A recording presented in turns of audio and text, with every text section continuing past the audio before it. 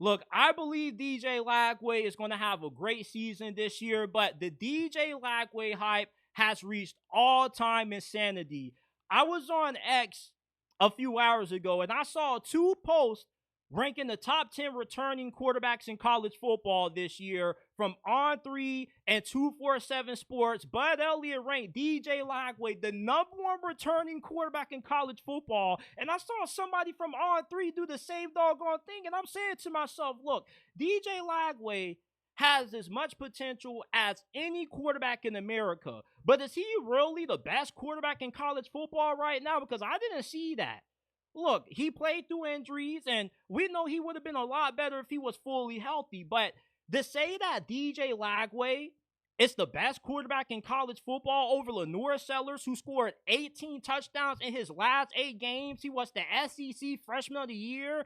He was the hottest quarterback during the second half of last year. You cannot look at how DJ Lagway played last year and tell me that he was better than LaNorris, a guy who broke 18 total tackles in one game against Clemson. He had 176 rushing yards after contact. When LaNorris was at his best last year, not only was he the best player on the field, but he was the best quarterback in the SEC and all of college football. If the 2026 NFL draft was to start today, without a doubt, LaNorris will be the number one overall pick. LaNorris has proved a lot more than what DJ Lagway has. Now, if these rankings are based off potential and upside, I have no problem with DJ Lagway being number one over Arch Manning, LaNorris, Drew Aller, but there's an old saying that goes,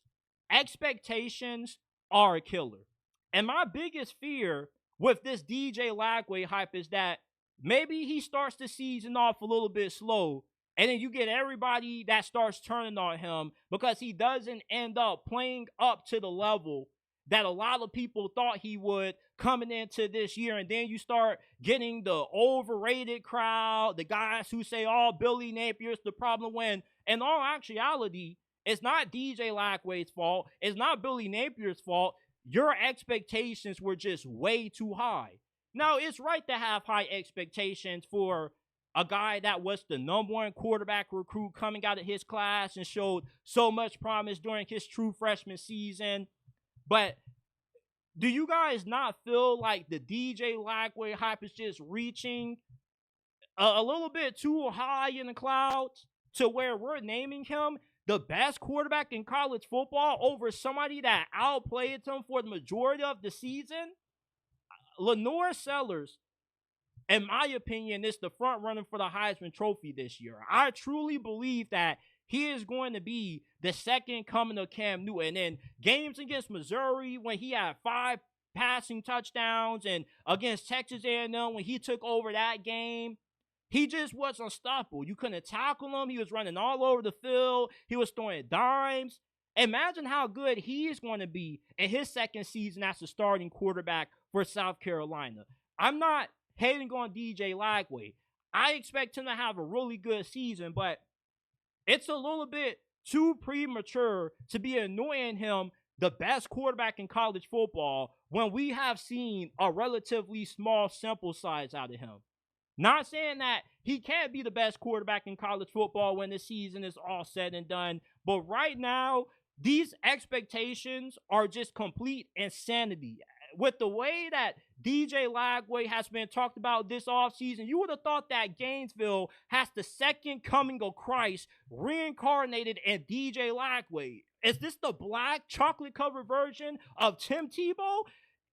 Hey, he very well could be with all of these expectations that people are throwing on him. I'm just saying, I got no problem with him being ranked in the top 10, but to say he's the best quarterback in college football right now, I want to know who your plug is, Bud Elliott, if you have one. This is insanity. This is absolute insanity. LaNorris was absolutely the best quarterback during the second half of last season. Hell, K. Klubnik was balling out against Texas. Did you not see the dimes that K. Klubnik was throwing against Texas?